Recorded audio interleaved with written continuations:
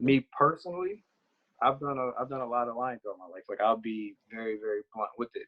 And I think, and part of it, lying definitely does boil down to parenting in the sense, like, the society itself, breeds the type of parents you have. So for me, my parents have always been like straightforward. Like, this world is going to tear you apart. But they've also been, black parents who were raised by other black parents who did things in the form of, force. If you didn't do the right thing the way they told you to, then you got a whooping for it.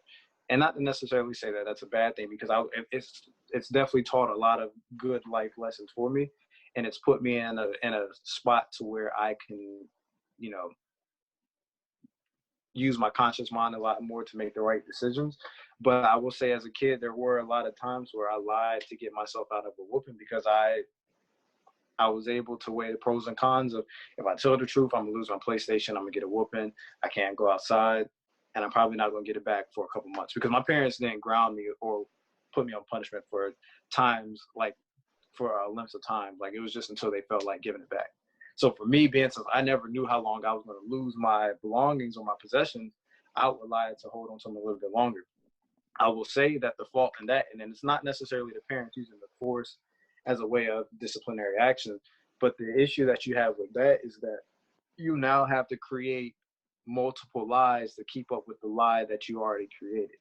So this is where I'm more or less taking the conversation to say, okay, if you say that lying is good because it provides you some form of security or boost in life, then are you also taking into considerations the amount of lies you have to continue spewing to fortify the first lie you told? Because it's never I told a lie once and now I can keep saying the truth. Because if you lied about something, then you have to go back and keep readdressing that initial lie.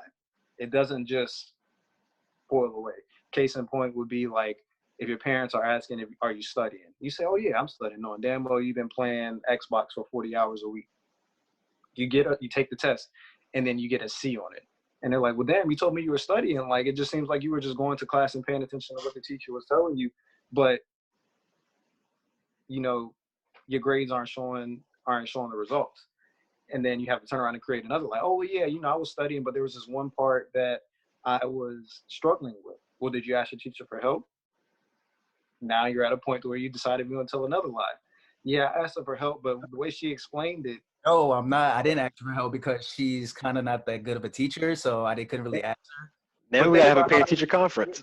But hold on, exactly. Think about. Okay, you've been cutting up in class, so exactly. Brian said parent-teacher conference. Now it gets to the point where we're like, damn, literally every lie that I told from September to December is about to unravel, and now I'm not about to get Christmas presents. Like,